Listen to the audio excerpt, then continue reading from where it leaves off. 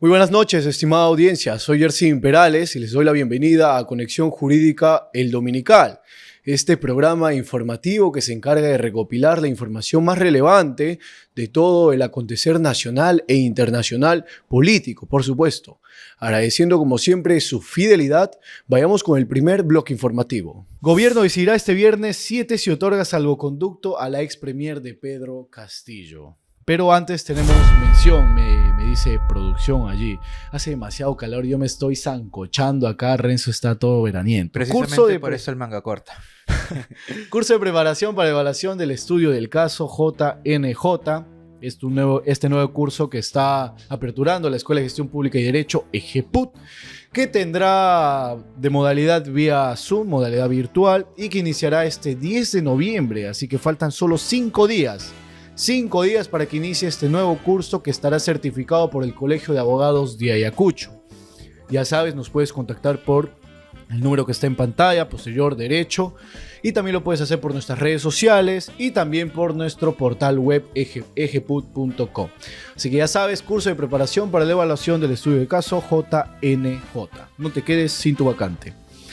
Bien, el día lunes, a partir de las 5 de la tarde, lunes 3 de noviembre, se iniciaba el mes de noviembre con una noticia muy llamativa en nuestro acontecer político. Bastante sorpresiva. Demasiado. Cuando la leí, de verdad me sorprendió. ¿Lo leíste, lo viste por noticia o lo escuchaste por radio? Lo vi, es que la verdad yo soy bastante sincero en ese aspecto. Yo casi no veo noticiero en la tele, no escucho radio. Yo entro a los canales de difusión de la República, del Comercio y del Peruano.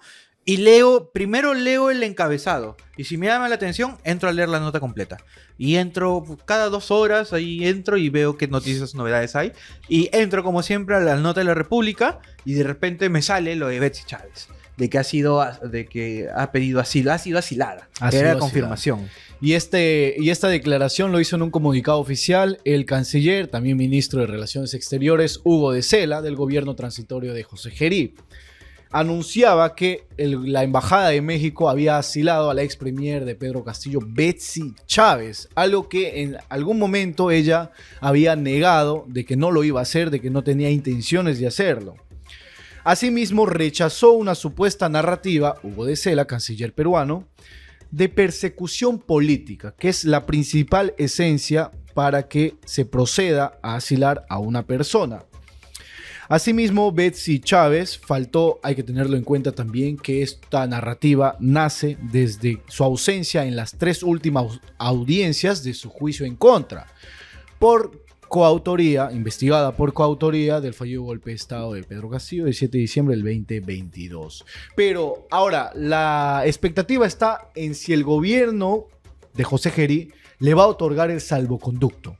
Primero, ¿qué es el asilo político y qué es el salvoconducto, Renzo? Ya, a ver. El asilo político es una figura propio de las embajadas en el cual yo, ciudadano de determinado país, considero que mi país de alguna manera me está afectando porque hay alguna persecución en mi contra, alguna conducta injustificada, lo más común, no por exclusividad, una persecución política.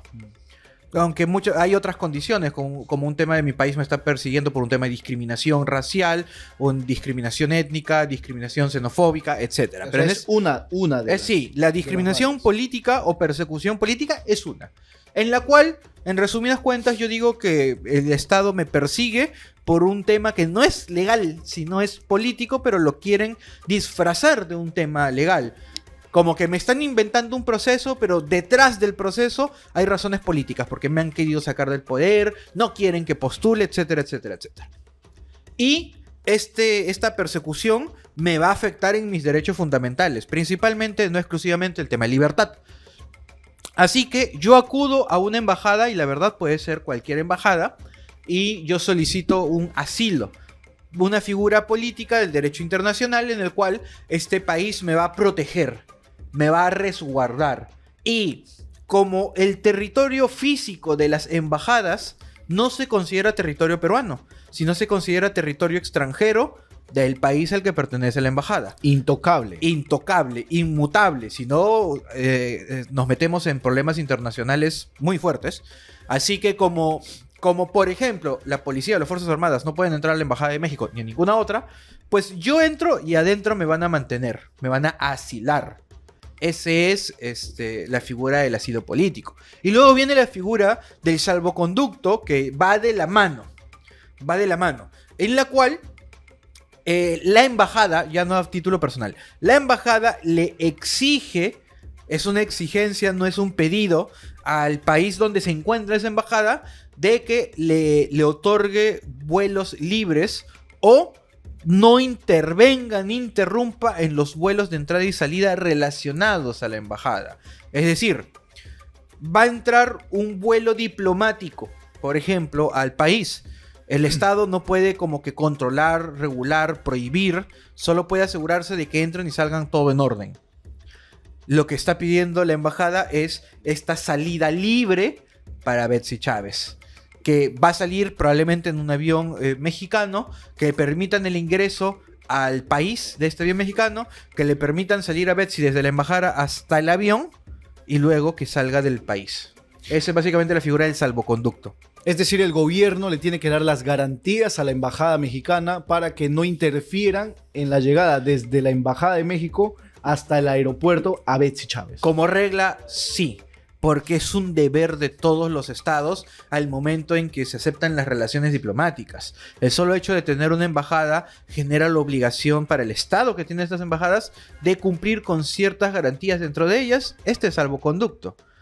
Y ojo, el salvoconducto es una figura muy amplia. Te doy otro ejemplo. Y este es un ejemplo muy cercano, real. Una vez mi madre había ido de viaje, estaba en Italia, y en Italia los famosos carteristas le robaron su billetera y ahí estaba su pasaporte y estaban sus boletos de avión para después regresar al Perú. ¿Qué es lo que hace ella? Ella va a la embajada de Perú en Italia y le dan un salvoconducto para poder regresar al país de origen, a Perú. Y logró solucionar el problema, porque ahí el problema no era tanto dinero, comprar otro boleto, sino los documentos. Ese es otro escenario. Ese es otro escenario donde el salvoconducto tiene la misma naturaleza, porque el salvoconducto no está condicionado a quién se lo doy ni por qué, sino que es un derecho que tienen las embajadas de exigirlo ante el país donde está, y también el país desde donde se va a originar la entrada y la salida de estos aviones. Y como amerita la información, tenemos allí algunas declaraciones con respecto al hoy presidente José Gerí, que nos pone producción, cuando se le consulta si realmente va a tomar el salvoconducto, va a declarar o va a ofrecer el salvoconducto a la Embajada de México que ha asilado a Betsy Chávez. Vamos con las declaraciones, por favor. De México. ¿Le van a dar o no le van a dar el salvoconducto a la señora Betsy Chávez? Estamos justamente, y el día de hoy hemos tenido una reunión con Cancillería para ver todos los escenarios legales que tenemos. El motivo de la ruptura de las relaciones diplomáticas justamente responden a ese ánimo, no de ahora, sino que se ha venido dando sistemáticamente en el tiempo con declaraciones con expresidentes de nuestro país. Y en ese sentido, vamos a esperar todavía la estrategia legal definitiva que nos plantee Cancillería y nosotros tomaremos la recomendación que ellos nos hagan. ¿Cuáles son esos escenarios que están analizando? Bueno, acá hay dos cosas, ¿se le da o no se le da? Y estamos justamente viéndolo en función al tema de la recomendación en base a los acuerdos diplomáticos, acuerdos internacionales que tenemos vigentes y que el Perú es parte. Puntualmente, el tema de México. ¿El otorgar el salvoconducto es un acuerdo bilateral entre Cancillería y presidente o simplemente la elaboración, la decisión la toma el ministro de Relaciones Exteriores y el presidente José Gerí es quien la oficializa? El ministerio. El ministerio y el presidente la va a oficializar. Entonces la decisión recae en el Hugo de Sela. Sí, así es. Pero ojo, ahí vienen hablado de un informe, porque se tiene que analizar jurídicamente y, entre comillas, tapando el nombre. Imaginemos que el pedido no es para Betsy Chávez, simplemente hay un pedido de salvoconducto. De como Estado, ¿debemos o no debemos otorgarlo? Ese es el enorme detalle que a veces no se entiende, que estos tipos de pedidos tienen que ser impersonales, simplemente limitarnos al derecho y a las relaciones diplomáticas en este aspecto. ¿Tenemos o no tenemos la obligación? Cuando se tiene la obligación, bueno, ni modo, hay que hacerlo. Pero cuando no se tiene la obligación, ahí recién pasamos a ver el nombre. Ok, no tengo la obligación, pero tú, persona, de alguna manera, ¿debería o no debería dártelo? Pero primero es la parte jurídica. Y revisan todos los escenarios. Es los por eso antecedentes. que de manera bastante neutral, José Gería ahí nos ha hablado acerca de hay que revisar los tratados, hay que revisar nuestras obligaciones, hay que revisar nuestras relaciones diplomáticas con este país. Porque es cierto, se han roto las relaciones diplomáticas, pero eso no genera la invalidez de un tratado internacional, por ejemplo. Ok, yo ya tu embajada ya no va a funcionar en mi país. Ok, que no funcione. Pero igual tenemos un tratado internacional que debes de respetar. O, si no lo respetas, porque claro, podrías hacerlo, podrían haber consecuencias. Así que por eso viene el detalle de hay que analizarlo. Pues. Y esto en amparo del cumplimiento de la Convención sobre Asilo Diplomático de Caracas de 1954, que ha firmado también nuestro Estado peruano. Acá hay un comentario interesante de Byron Valdés. Eso estaba cantado. Solo ustedes, los policías y las fiscalías no se dieron cuenta que la señora se estaba fugando. Solo en el Perú pasa esto. No le deberían dar el salvoconducto. Y este es un argumento que quizás muchos han mostrado porque decían que en la audiencia de Pedro Castillo, en la que ella también está siendo investigada, en esos 3 días en los que se ausentó, ella posiblemente habría estado coordinando el asilo en la Embajada de México. Y eso que la Embajada de México también está obligada a analizar la situación todavía de la persona que está solicitando el asilo. No es que llegue la persona y inmediatamente se lo traiga el asilo. Claro que no. Hay un trámite para esta persona como lo hay para todos. Y ahora, incluso parece que este trámite ha sido mucho más transparente, mucho más ordinario que el trámite de Narín. Porque el tema de Narín salió este asilo político, lo que se sospecha, en menos de 24 horas. Pero lo cual sí es completamente irregular. Pero este tema, si bien digamos que es algo secreto, Betsy Chávez ha tenido tiempo para tramitarlo. Repito, son 3 audiencias en las cuales no se ha presentado, donde su abogado Noblecilla presentó en su oportunidad las justificaciones médicas, las cuales terminaron siendo presuntamente falsas, lo que conllevó a su suspensión y expulsión. Es correcto.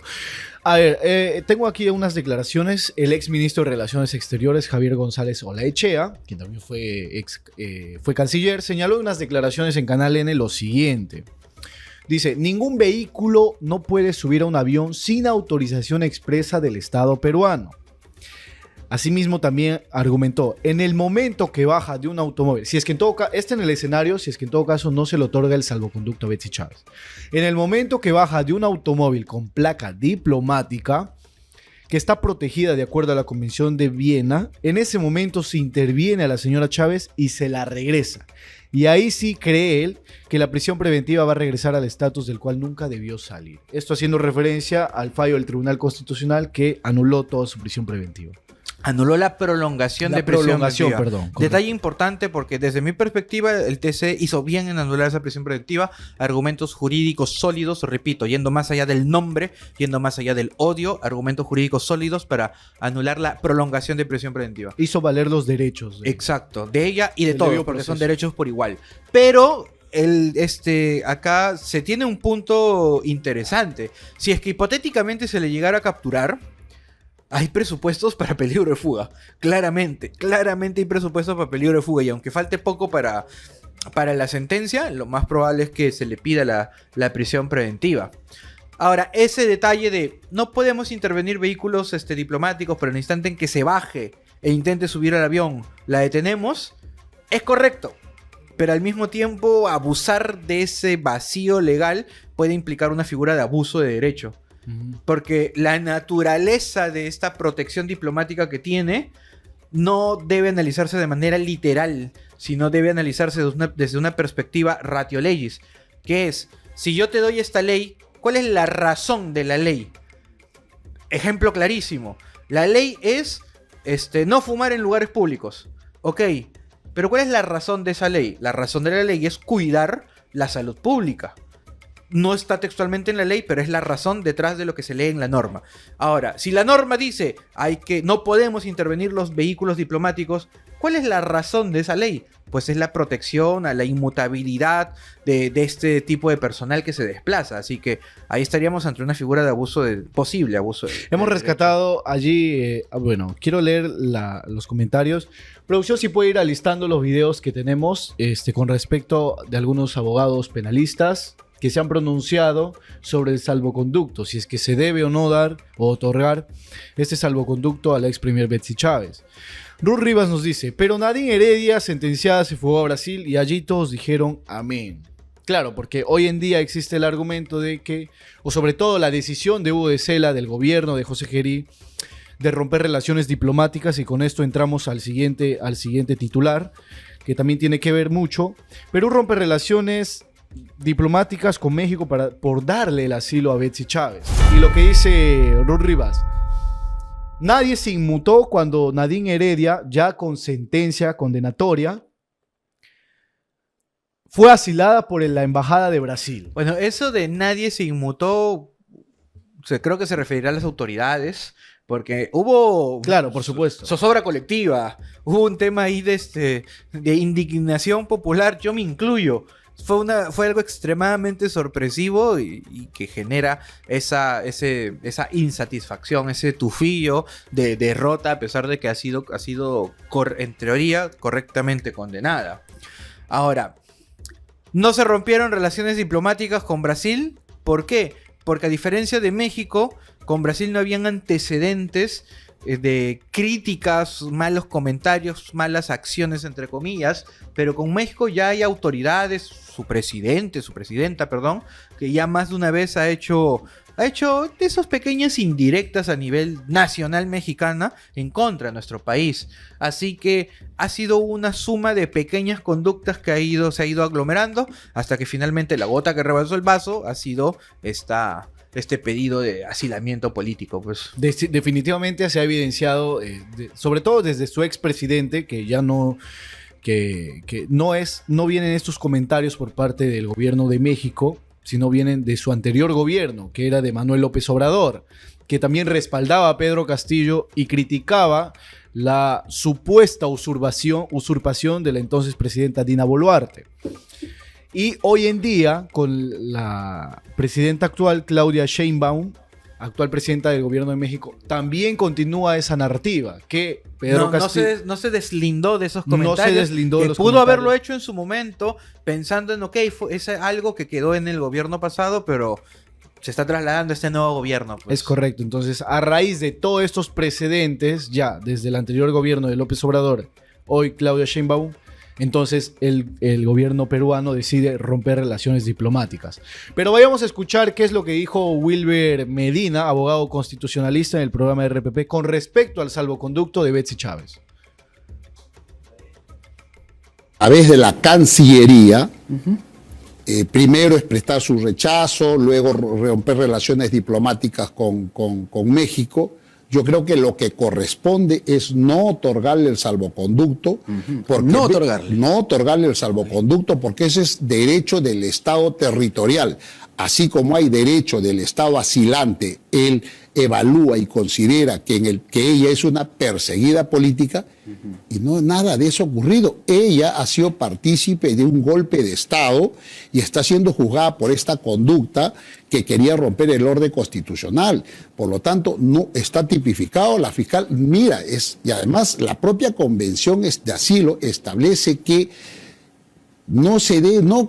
hay una excepción que el Estado territorial tiene el derecho a reservarse, es otorgar el asilo cuando el Estado asilante le ha otorgado asilo a una persona que está siendo procesada por delito común. La señora Betsy Chávez tiene una acusación donde el fiscal le pide 25 años de prisión, de cárcel, de condena. Por lo tanto, estaba en pleno desarrollo del proceso. Tanto es así que en el Perú, por ejemplo, la decisión del Tribunal Constitucional de preservar su derecho fundamental, ella goza de libertad. Es una deficiencia del fiscal de no haber tomado otras medidas. A ver tu razonamiento, Renzo. Desde mi perspectiva hay unos detalles que hay que limar.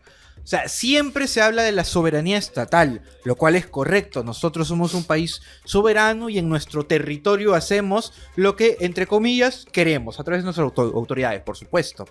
Así que la premisa de, al igual que es un derecho del asilante, es un derecho del país territorial, nosotros, el dar o no dar este salvoconducto. Pero en esa libertad hemos de manera autónoma restringido nuestra libertad en base a los tratados internacionales. Ese es el detalle. Y al igual de que yo tenía ese derecho, voluntariamente renuncié a ese derecho para firmar estos tratados que no solo me restringen, sino que me otorgan ciertos, entre comillas, beneficios con otras naciones. Así que la figura de rechazar el salvoconducto es muy delicada porque, repito, hay obligaciones estatales detrás. Me acuerdo también que incluso escuché un pequeño programa de Rosa María Palacios que también era de la postura de que el salvoconducto se tiene que dar por un tema de tratado internacional, no por un tema de no quiero porque es ella, sino por un tema, sí. Y aparte, se está tocando un tema bastante delicado en relación a que dice de que Betsy Chávez tiene una acusación que se le está pidiendo 25 años. Sí, pero como que desconoce un poco el proceso, porque el propio fiscal se ha desvinculado de su delito. Ya no es rebelión, sino conspiración a la rebelión, lo cual disminuye drásticamente las penas. Ojo, igual es pena privativa de libertad efectiva, pero disminuye drásticamente las penas. Así que ni siquiera hay una certeza ahí jurídica de qué delito se está cometiendo, a pesar de que estamos en el proceso del juicio.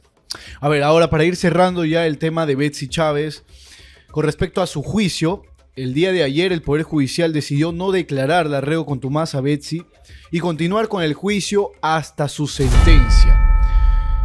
Bien claro, esto lo anunció la magistrada de debates Norma Carvajal en una conversación, en un análisis ya con todo el tribunal que preside José Neira, y también acompaña allí Iván Guerrero. Decidieron no declarar la reo contumaz, pese a que la tercera vez que se ausentó a su audiencia, ellos anunciaron a todas las partes, específicamente dirigida a su defensa colegiada, de que de no llegar a la próxima audiencia se la declararía reo contumaz, que esto demandaría su ubicación y captura automáticamente. Pero antes de seguir vamos a realizar una corta mención, un pequeño paréntesis. A ver, Renzo, si me ayudas, por favor, rápidamente. Muy brevemente también, junto al... Producción, por favor, me ponen el banner. Ya, eso ya ahora es... sí. Eso ya es con segunda. Ya. Sí, la verdad es que sí, a propósito lo están haciendo. El curso de preparación para el examen ante la Junta Nacional de Justicia. ¿Qué es el examen PROFA? Es un examen de evaluación de conocimientos ante la Junta Nacional de Justicia para quienes deseen aspirar a una carrera fiscal o una carrera judicial. Todos aquellos que desean ser fiscales o jueces tienen que prepararse para este examen y, por supuesto, eventualmente aprobarlo. Y Ejeput, siendo consciente de las aspiraciones políticas, aspiraciones profesionales de todas las personas que nos siguen, siempre están tratando de estar a la vanguardia en estos cursos. También presentamos esta preparación para este examen que está empezando el 20 de enero y, por supuesto, certificado por el Colegio de Abogados de Ayacucho. Así que a todos los interesados escriban al número que siempre aparece arriba a la derecha o a las distintas redes sociales de Ejeput y se les estará brindando la información completa. Bien, para ir ya con el último tema, bien comunicaba de que la Sala Penal Especial de la Corte Suprema decidió no declarar reo contumaz a Betsy Chávez, pero antes de finalizar, ¿qué significa reo contumaz? ¿Por qué este nombre, esta denominación? El reo contumaz es la figura procesal donde se le califica a un investigado, procesado, enjuiciado, el cual tiene conocimiento de su proceso, pero se desaparece. Se desaparece y no desea participar, no apersona abogado, no tiene un rol en este proceso. Y la investigación, la etapa intermedia pueden continuar en su contra, pero el juicio no. Cuando se declara a alguien contumaz, el juicio se archiva provisionalmente para esta persona hasta que se le capture. Cuando se le capture, se le trae la fuerza al juicio, se instala el juicio con su presencia forzosa y recién se retoma. Eso es lo que se quería hacer con Betsy Chávez. Un pedido de la fiscalía en el cual querían declararla reo contumaz, lo cual implicaba, más allá de la palabrita, que el juicio se detenga para ella continúe para los demás y que cuando se emita la respectiva sentencia, porque no falta casi nada, ya estamos en alegatos de clausura, se abstengan a condenarla y que se continúe respecto a todos los demás. Diego Casimiro, periodista de Infobae, señalaba que así se evita que esta decisión por parte de la Sala Penal Especial de la Corte Suprema de no declarar a Betsy reo contumaz evita que el juicio respecto a ella se suspenda indefinidamente. La sentencia determinará si es culpable o no. Entonces, para que no se suspenda todo el procedimiento que ha venido teniendo el desarrollo del juicio, En el extremo de ella. en el extremo de ella, ¿crees tú que estas fueron las intenciones de los jueces al no declararla reo contumaz? Para mí los jueces, desde mi perspectiva, han tomado una decisión legal, jurídica, porque el Código Procesal Penal, el 359, establece ciertas condiciones, requisitos, posibilidades para poner a una persona, declararla como reo contumaz. Y en el juicio es muy importante la instalación del juicio, es decir, el inicio. ¿Qué es lo que básicamente han dicho los jueces? No cumple los requisitos para ser declarada reo contumaz. ¿Por qué? Porque tiene defensas, porque ha participado activamente, porque estuvo en la instalación del juicio, porque ya declaró en juicio. Lo único que falta respecto a ella es su autodefensa, lo cual es opcional, es un derecho, no es una parte obligatoria del proceso. Así que ella, más allá de que no está viniendo, no ha demostrado una conducta que impida continuar el juicio. Más aún cuando el 359 numeral 4 señala de que, salvo la instalación, ante la inconcurrencia de algún investigado, esto no va a afectar la continuación del juicio en relación a todo el proceso. Y es por ello de que no se le ha declarado reo contumaz bajo este análisis jurídico. Yo personalmente estoy de acuerdo, una decisión estrictamente legal. Y que, bueno, se ha ordenado que el proceso continúe para ella y para todos. La expectativa entonces permanecerá si es que en todo caso el gobierno de José Gerí le otorga el salvoconducto a la ex primera ministra Betsy Chávez, ya asilada en el gobierno de México, para que pueda llegar a territorio mexicano.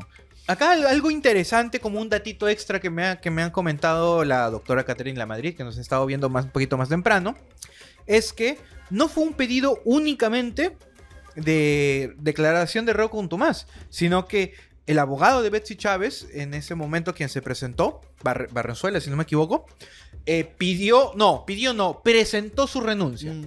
Presentó su renuncia como defensa, señalando primero de que no sabía de que se iba a asilar, y segundo, por motivos personales, deseaba renunciar. Cosa que no tiene nada de malo. ¿Por qué? Porque la renuncia de un abogado es un acto meramente declarativo. Yo no necesito la autorización de ningún juez para renunciar. Obviamente debo de renunciar de forma oportuna, si no podría acarrearme, en el peor de los casos, una multa. ¿Qué han hecho los jueces? Algo completamente nuevo para nuestro sistema. Han declarado improcedente la renuncia y lo quieren obligar a que permanezca hasta el final del juicio.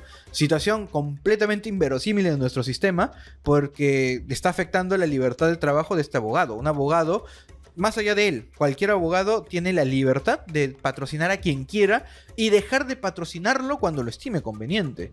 Y los jueces han decidido rechazarle un acto que no es un pedido, es una declaración. ¿Qué es lo que ha ocurrido a continuación? Que Betsy Chávez ha presentado un escrito al juzgado donde está subrogando, tenía 3 abogados, está subrogando a 2 abogados, incluidos a estos, a Barrenzuela y a otro abogado que tenía, y se está quedando únicamente, incluso está renunciando a su autodefensa porque es abogada de oficio, y se está quedando únicamente como abogado exclusivo al doctor Noblecilla, el cual no puede ejercer su defensa porque ha sido expulsado por 6 sesiones. Así que esa es la situación en relación a los abogados de Betsy Chávez como consecuencia de este asilamiento político. Se va Luis Barrenzuela, se va César Augusto Romero y se queda Raúl Noblecilla, que tiene expulsión por 6 sesiones del juicio Castillo. Exacto, porque la suspensión aún no tiene efecto hasta que no lo vea un superior o quede firme. Pero independientemente de eso, sí fue expulsado por 6 sesiones, de las cuales creo que solo han pasado 2, si mi memoria no me falla. Y así que, ¿qué va a ocurrir? Lo lógico sería ponerle un abogado de oficio, pero veremos cómo va a responder la sala, porque me parece atroz de que le hayan impedido renunciar a un abogado. En todo caso, creo yo, lo máximo que podían hacer es: acepto tu renuncia al final de esta sesión, para que no se rompa el juicio y para que no se frustre esta audiencia. Eso hubiera sido algo razonable. ¿Puede ser denominado como una acción arbitraria por parte de la sala penal? Considero que sí, porque no tienen la facultad de rechazar una renuncia. Repito, en todo caso, si te parece impertinente, si te parece obstruccionista, pon tu sanción económica, 1 URP, 2 URPs, lo que consideres, pero no declarársela improcedente. A ver, vamos a finalizar con las declaraciones del abogado penalista César Nagasaki sobre la situación de Betsy Chávez y si es que realmente él considera que es una perseguida política. Por favor, producción. Y que podría llevar a que el Perú niegue el salvoconducto. A la esposa del expresidente Castillo, la Fiscalía le pidió prisión preventiva y el Poder Judicial la negó. A la sobrina e hija le dan prisión preventiva, la revocan y le dan libertad. A Betsy Chávez cometen un error, la mantienen privada de su libertad y el Tribunal Constitucional restituye su libertad. ¿Qué persecución política va a existir Me había olvidado el tres precedente que personas? teníamos con la esposa de Pedro Castillo, de Lilia Paredes, que también fue asilada por la Embajada de México en el 2023, si no me equivoco, o 2022. No, fue al mismo tiempo de la captura de Castillo. De Pedro Castillo. Al mismo tiempo de la O sea, captura de capturaban a Castillo. Castillo y asilaban a la vez a... Así es. Y a Lilia Castillo Paredes. estaba yendo a la Embajada de México, ¿no? Supuestamente estaba yendo a la Embajada de México Claro. con Aníbal Torres. Sí, claro, porque eso es lo que decían de que el chofer creo que dijo eso. De que Y estaba una yendo a interceptación de película, su misma seguridad. Pues, ahí cerca a Wilson, cerca al centro Correcto, cívico, correcto. que de verdad parecía escena de película.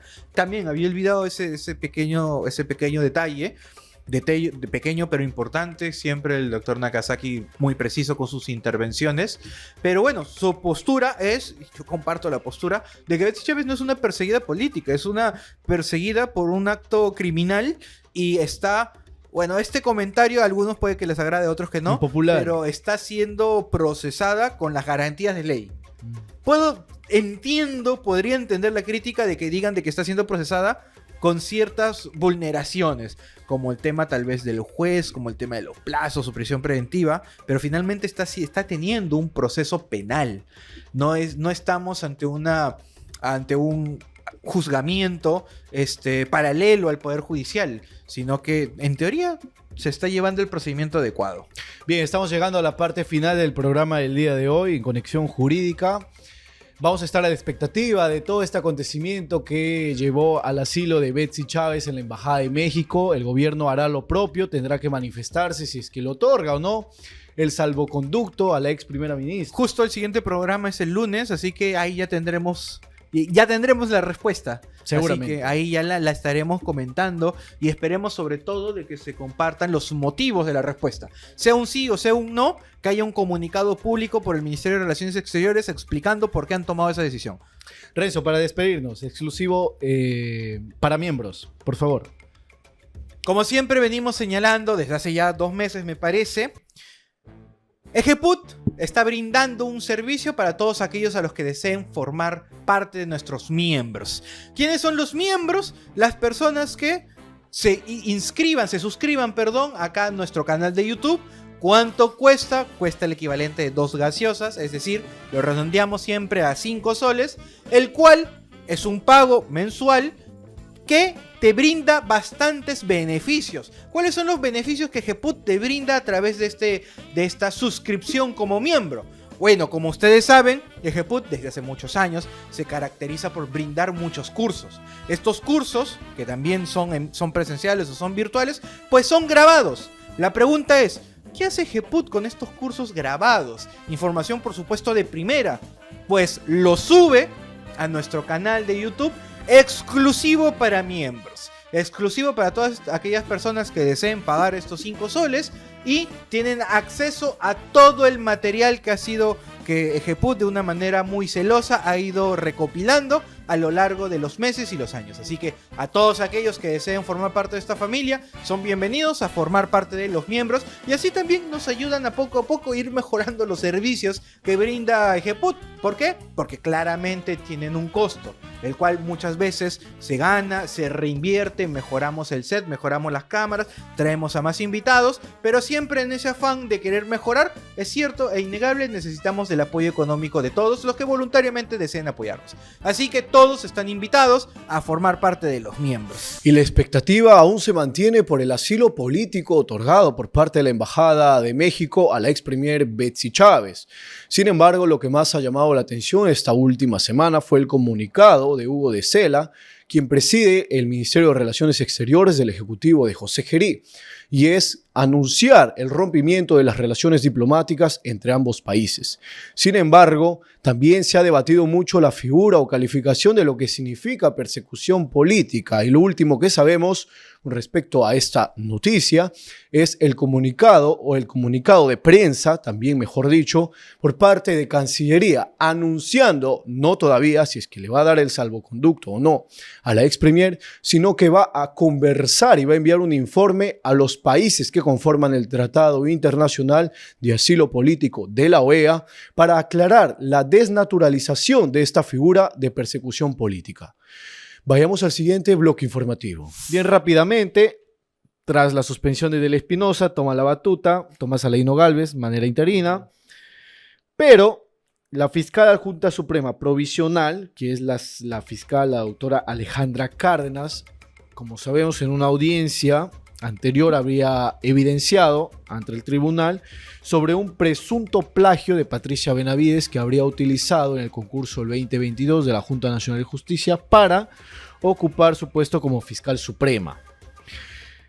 82-85% más o menos de plagio había arrojado Turni, tiene un informe del Ministerio Público. Y la última noticia que llega a nuestra mesa es que Tomás Aleino Gálvez lo había removido de su cargo y lo habría mandado a su Fiscalía Natural del Distrito de la región de Arequipa. Allí en imágenes la fiscal Alejandra Cárdenas en su puesto de aquel entonces de fiscal adjunta suprema provisional. ¿Esto respondería tal vez a algún conflicto de interés o el fiscal de la nación tiene este tipo de facultades? Bueno, ya hemos visto que el conflicto de intereses en el Ministerio Público es más que evidente, ¿no? En los últimos días hemos asistido a un drama, yo diría casi shakespeariano, de telenovela, del enfrentamiento entre la doctora Benavides y la doctora Espinosa, con pijamada incluida, ¿no? Esta vigilia. Con vigilia, sí. Pero sí, definitivamente el fiscal de la Nación sí tiene una facultad sancionadora. Ahora, quien en todo caso, el órgano constitucional autónomo que se encarga justo de aplicar este tipo de sanciones es la Junta Nacional de Justicia. Entonces, tendría que revisar la ley orgánica del Ministerio Público, ¿no? Con la finalidad de determinar si el fiscal de la Nación posee o no posee esas facultades, pero en principio el órgano competente para sancionar a funcionarios por este tipo de infracciones, en este caso hablaríamos de un plagio de una tesis doctoral. ¿Qué constituye el delito de plagio?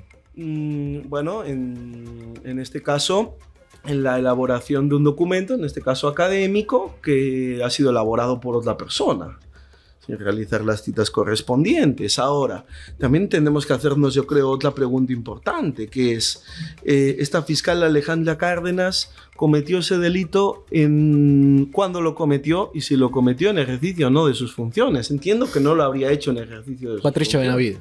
Claro, perdón, Patricia Benavides. O sea, no lo habría hecho en ejercicio de sus funciones. No habría cometido el plagio en ejercicio de sus funciones, sino como un estudiante de doctorado, por ejemplo, ¿no? Si yo hubiera cometido, de nuevo, otro supuesto hipotético negado para fines exclusivamente académicos. Importante precisarlo. Si hubiera cometido, no sé, plagio en mi tesis de maestría, lo estaría cometiendo en uso de mis funciones como abogado. Definitivamente debería de ser sancionado por ello. Pero ¿le correspondería al Colegio de Abogados de Lima sancionarme? No, porque no sería en uso en el ejercicio de mis funciones como abogado. Entonces entiendo yo que, en todo caso, quien debería de investigar esto es la Junta Nacional de Justicia o, en todo caso, el Ministerio Público, abrirle una investigación. Ahora, el fiscal de la Nación entiendo que también tiene una facultad discrecional para disponer la separación de fiscales. O sea, sí puede hacerlo. Sí, pero siempre sujeta a unos parámetros que están contenidos en la Ley Orgánica del Ministerio Público, siempre sujeta a los parámetros. Desde hace mucho, este tema es también muy controversial y debatido, sobre todo de Patricia Benavides, porque ella ahora es fiscal suprema, en aquel entonces también fue fiscal de la Nación, destituida por parte del anterior pleno de la Junta Nacional de Justicia. Y varios congresistas han estado detrás de esta tesis, ¿no? Sobre todo la congresista Susel Paredes, que decía que iba a encontrar la tesis. Por otro lado, los medios de comunicación también le respiraban la nuca, le decían: señora Patricia Benavides, ¿por qué no muestra su tesis? ¿No hubiese sido correcto de que ella, en su postura como fiscal de la Nación o fiscal suprema, en el momento de que se le solicita su tesis, que no tiene nada de malo presentarlo, si es que en todo caso ella se lo hubiese elaborado, tampoco digo que realmente ha cometido el delito de plagio, ¿no hubiese sido idóneo, pues, que Patricia Benavides presente: esta es mi tesis, ustedes revísenlo, para evitar este tipo de controversias o especulaciones? Bueno, esto es lo que en teoría económica o teoría de la negociación se denomina principio de revelación. Que nada debe, nada teme. Correcto. Ahora, en virtud de eso, yo puedo afirmar que la doctora Benavides habría plagiado la tesis. La verdad, no puedo realizar tal afirmación, porque simplemente no dispongo ahora mismo de la información y creo que nadie lo hace. En todo caso, tiene que seguirse la investigación correspondiente. Yo no puedo decir que la doctora Benavides haya plagiado o no haya plagiado la tesis. Pero por principio de revelación, siempre es idóneo que, en el caso de que me estén acusando de algo y yo tenga la prueba de que esa acusación es falsa, pues mostrar la prueba, ¿no? Como se dice siempre, la mejor defensa es un buen ataque. Ahora, ¿eso implica per se que la doctora Benavides haya plagiado su tesis? No, eso sí lo... Presunción de inocencia. Presunción de inocencia siempre. Yo no puedo realizar una afirmación sin antes haberse realizado una investigación con todas las garantías de la ley. Ahora, por principio de revelación, lo idóneo hubiera sido, como usted bien señala, en eso sí concuerdo con su postura, en que lo más inteligente hubiera sido mostrar la tesis. Ahora, con respecto de revelación, el que nada debe, nada teme. Ahora, con respecto a la situación del Ministerio Público, usted ya lo había mencionado, el tema de Patricia Benavides, de Espinosa. ¿Usted realmente cree que se encuentra dividido el Ministerio Público? Bueno, creo que la respuesta a esta pregunta es obvia. La hemos visto en las últimas... ¿Cuáles serían los bandos que hay dentro del Ministerio Público? Bueno, yo no formo parte del Ministerio Público y creo que sería aventurarme un poco, pero creo que las noticias hablan por sí solas. En el caso de la Junta Nacional de Justicia, que solicitó a Adela Espinosa reponer a Patricia Benavides, ¿cree usted que ella cometió un error al no acatar esta resolución?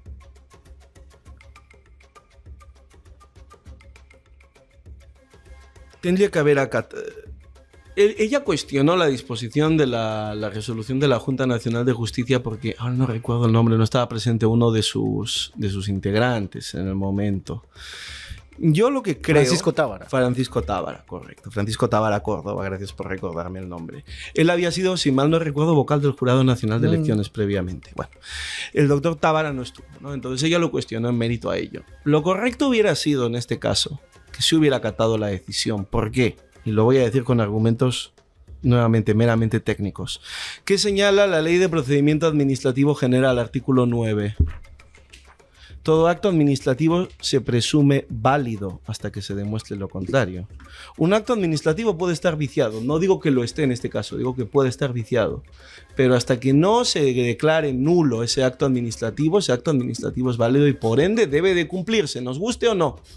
Entonces lo correcto, bajo un parámetro, insisto, estoy dejando de lado cualquier consideración política. Estoy hablando desde el lado de la ley. Artículo 9 de la Ley de Procedimiento Administrativo General. Todo acto administrativo se presume válido hasta que se demuestre lo contrario. Lo correcto hubiera sido que la doctora Benavides hubiera acatado Este acto administrativo... Espinosa. Perdón, sí, discúlpeme. La doctora Delia Espinosa, sí, me la confundí. Ya. Lo correcto hubiera sido que la doctora Delia Espinosa hubiera acatado este acto administrativo, porque se presume válido hasta que se demuestre lo contrario, y en caso de estar disconforme, existe una figura para la protección de los derechos fundamentales, que es la acción de amparo. Hasta podría haber interpuesto una medida cautelar y un amparo, pero hasta que un juez constitucional, en este caso, porque esta era la vía idónea, porque contra la resolución de la Junta Nacional de Justicia no hay ningún medio impugnatorio regulado, pero sí existe la figura de la acción de amparo. Entonces, si la doctora Espinosa estaba en desacuerdo, lo que tendría que haber hecho es haber interpuesto una acción de amparo y si quiere hacer valer su derecho con la medida cautelar correspondiente. Eso es lo que nos dice la norma. Pero, insisto, dejando de lado cualquier consideración política o ideológica, lo correcto hubiera sido que sí, que acatase la resolución. ¿Por qué? Porque el artículo 9 de la ley de procedimiento administrativo general es clara al señalar que todo acto administrativo se presume válido hasta que se demuestre lo contrario, y la nulidad no se presume, la nulidad se declara. La puede declarar el mismo órgano, y también un juez constitucional a través de la acción de amparo contemplada en el artículo 200 de la Constitución, así como en el Código Procesal Constitucional, si determina que ha habido que esta resolución se ha dado vulnerando derechos fundamentales, en este caso supuestamente, no digo que haya sido así, estoy hablando en términos meramente hipotéticos. Si se hubiera producido, por ejemplo, una vulneración de un derecho al debido procedimiento y se demuestra, un juez constitucional puede declarar nula esa resolución de la Junta Nacional de Justicia, y también a través de una medida cautelar puede suspender su aplicación. Entonces, lo correcto hubiera sido obedecer, acatar esa resolución, y en caso de considerar que se le han vulnerado derechos, llámese debido procedimiento administrativo u otros derechos, acudir a la justicia constitucional para hacer valer su derecho. Eso hubiera sido lo correcto conforme a ley. Hay que tener presente que la fiscal Alejandra Cárdenas había evidenciado en una audiencia pasada, donde también participaba la defensa de Patricia Benavides, un presunto plagio de 85% para ser exactos. Este trabajo de investigación que habría dado un puesto dentro de la Fiscalía Suprema en el concurso de la Junta Nacional de Justicia. Hasta el momento no conocemos cuál habría sido los motivos o decisiones que habría tenido presente el fiscal interino de la Nación, Tomás Aladino Gálvez, para regresar a su fiscalía de origen, a la fiscal Alejandra Cárdenas, en Arequipa. Vayamos al siguiente bloque informativo. Congreso aprueba acusar a Martín Vizcarra y Pilar Macetti por el delito de concusión. El día de ayer, la Subcomisión de Acusaciones Constitucionales del Congreso de la República, que hoy en día preside Lady Camones de Alianza por el Progreso, aprobó el informe final que recomienda acusar al exmandatario Martín Vizcarra y a su exministra de Salud, Pilar Macetti, por el presunto delito de concusión. La decisión se adoptó con 11 votos a favor, 2 en contra y una abstención. Pero antes de pasar a hablar sobre la votación y el procedimiento que va a llevar este primer informe y por dónde va a tener que pasar hasta el debate final que va a ser en el Pleno del Congreso, hablaremos del delito. ¿Qué es el delito de concusión, Renzo? A ver, bien básico, porque es un delito muy sencillo, pero no ocurre mucho por un tema de la fácil probanza. A ver, básicamente, yo, funcionario, servidor público, utilizo mi poder, utilizo mi influencia para coaccionarte a ti, a un tercero, obligarte, presionarte a efectos de que tú realices alguna conducta que genere un beneficio patrimonial a mí o a terceros. Básicamente esa es la conclusión. Algo tan sencillo como que, imagínate una situación muy exagerada. El alcalde va a la bodega de la esquina, se presenta como alcalde, utiliza su poder, sus influencias y dice: regálame 20 gaseosas para mí y para mi gente, mis regidores de la municipalidad. Y la dueña del kiosco se ve como que amedrentada, se siente amenazada, se siente menos, porque está frente al alcalde y se lo está pidiendo, y le entrega las gaseosas. Concusión. Funcionario público que, utilizando su poder, su posición, coacciona a otros a realizar un desprendimiento patrimonial. Ahora, en el caso de Martín Vizcarra, bien lo decía anteriormente, esto está relacionado con el caso Vacunagate, que ya obviamente todos conocen, por el cual también ha aperturado, tiene vigente una inhabilitación por el caso Vacuna Gate, que trata de Una de las tres, ¿no? presuntos... Una de las tres. En total son 25 años de inhabilitación que tiene Martín Vizcarra. Sí, la verdad, 25 años que tendrá que resolver en instancias supranacionales. Por presuntos abusos cometidos mientras Vizcarra y su ex ministra de Salud, Pilar Macetti, ostentaban cargos públicos durante el proceso de adquisición de vacunas contra la pandemia del COVID-19. Y esto es un tema ampliamente debatido porque después salen y existen los argumentos y asideros que dicen que por culpa de Martín Vizcarra existió o dejó bastantes fallecidos, los daños colaterales, que debió tomarse con mayor premura, que se debieron tener otro tipo de decisiones. Entonces, existe este argumento con respecto a las decisiones tomadas en aquel entonces de Martín Vizcarra. Pero antes de continuar, quiero leer unos comentarios. Bosquito nos dice programa grabado. Jamás. Si fuera Jamás, grabado, no Bosquito. estaríamos leyendo su comentario, ¿no? Claro, precisamente. A ver, ¿qué nos dice Mosquito? Doctor Reyes, ¿usted se considera progresista? ¿Por qué tiene una lista de simpatizantes políticos de ese calibre? Yo nunca he hablado de mi simpatía política. Jamás. Nunca he dicho simpatizo para tal lado. A ver para ese otro reglaje lado. que te está haciendo Bosquitos desde hace mucho tiempo. Mal reglaje, la verdad, ¿ah? Porque siempre asume cosas que yo no digo. Yo lo máximo que he dicho es, tal político ha tenido una buena idea. Es lo máximo que he dicho, pero jamás he dicho, soy de tal partido, de tal partido, de tal partido. Jamás. Esto podría, y ahora sí, regresando a ver, Catherine nos dice, Catherine la Madrid nos dice, aquí estamos, colegas, saludos a ambos. Informante de primera mano. Y es la primera vez que tema de comenta, fecha. creo, sí. Sí, es que yo le he molestado. Ah, ya. Yo le he molestado Has tenido porque, injerencia en su porque decisión. más de una vez me ha dicho, oye, yo veo el programa. Y yo, bacán. ¿Y por qué no comentas? Como para mandarte un saludo. Ahí está, finalmente ha comentado. Un saludo también para nuestra querida colega Catherine La Madrid. La verdad que sí, le hacemos llegar un fraterno saludo desde Conexión Jurídica, a todo el equipo de producción. Estamos pendientes de sobre todo el juicio Castillo, en donde ella es partícipe. Ella es abogada y conocemos su desenvolvimiento, sobre todo en este tipo de escenarios. Hasta creo Muchísimas que tenemos gracias. un par de clips en relación a También, ella. también. Su participación. Hemos sacado clips también donde ella hace sus alegatos correspondientes. Así que gracias nuevamente por estar el día de hoy. Ahora sí, para regresar al tema, el secretario oponente, el encargado, es Jorge Montoya Manrique. Afirmó que en su exposición que se acusa a Martín Vizcarra de haber utilizado su posición, cosa que ya has mencionado, ya has explicado, que es el delito de concusión, para solicitar dosis del ensayo clínico en la vacuna. Esto se resume en que presuntamente él había seleccionado a familiares para que se les otorgue esta vacuna denominada dosis de ensayo, que no estaba corroborado que es 100% efectivo, sino como su nombre lo dice, serán de prueba. Acá el detalle importante es no que no lo hayan vacunado a él y a su familia, sino si es que hubo un abuso de su cargo para obtener estas vacunas o, bueno, ensayos clínicos. Ese es el detalle, porque ahí está la concusión.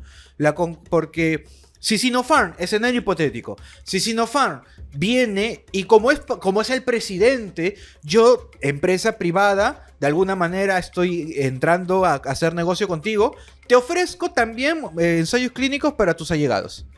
Un ofrecimiento. Y él lo acepta. Ahí no hay delito de concusión. Pero si se demuestra de que es Vizcarra quien presionó, sea hasta con pequeños comentarios, hasta con pequeñas frasecitas de, oye, no sé, mi madre está mal, ¿no tendrás alguna vacuna ahí que te pueda sobrar? ¿No es necesario llegar hasta una amenaza? No, no es necesario llegar hasta alguna amenaza, porque la coacción se puede dar de múltiples formas. Y la característica de la concusión es que tú estás abusando de tu cargo. Y ese abuso de tu cargo se da a veces solo con tu presencia. Porque una cosa es que cualquier persona venga y te dice comentario de, oye, no te sobra una vacuna, y luego es que venga el presidente de la República con esa misma frase. Que lo haga esta persona, ya la presión es diferente. Acá el detalle es, Martín Vizcarra presionó, coaccionó a Sinopharm, ¿sí o no? Si la respuesta es sí, ahí está el delito de concusión. Si la respuesta es no, si fue una entrega voluntaria, entonces no hay delito de concusión. Con respecto a tu razonamiento, me nace una pequeña duda. Ya explicaste lo que es el delito de concusión. Ahora, ¿existe alguna diferencia con el delito de abuso de autoridad? ¿Son lo mismo o qué es lo que le caracteriza a cada uno de ellos? Ya.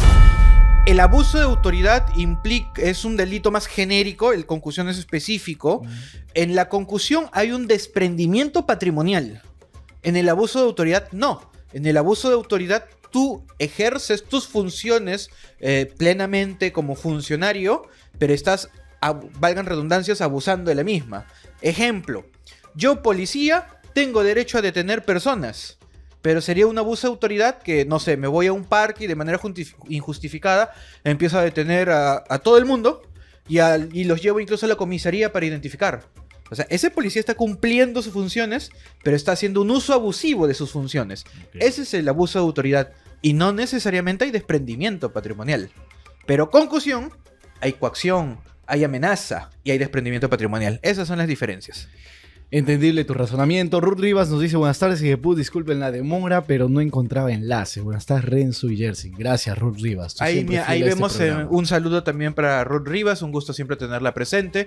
Y justo quería aprovechar para mencionar, ahí vemos en pantalla del repositorio de noticias de la época de Cuarto Poder, cuando empezó a sacar esas noticias, de las múltiples, cuando sale a la luz, por supuesto, porque no fue el momento, cuando sale a la luz estas vacunas irregulares.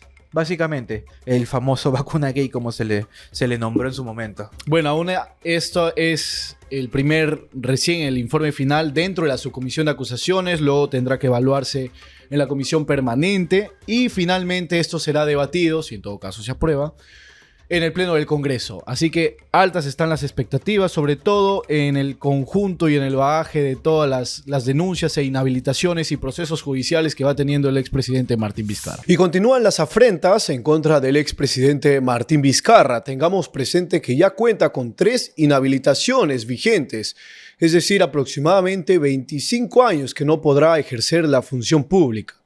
Esta última acusación por parte de la Subcomisión de Acusaciones Constitucionales responde a una rendición de cuentas. Sin embargo, por los precedentes ya conocidos, no podemos descartar un tinte político. El asilo a la ex premier Betsy Chávez en la Embajada de México no hace más que reflejar la tensión que existe entre ambos países y evidenciar cómo la crisis política peruana sigue proyectándose más allá de sus fronteras. La pregunta más importante que nos hacemos esta última semana es si el gobierno de José Gerí le otorgará o no el salvoconducto a la ex premier Betsy Chávez. Seguramente lo conoceremos en las próximas horas o en los próximos días.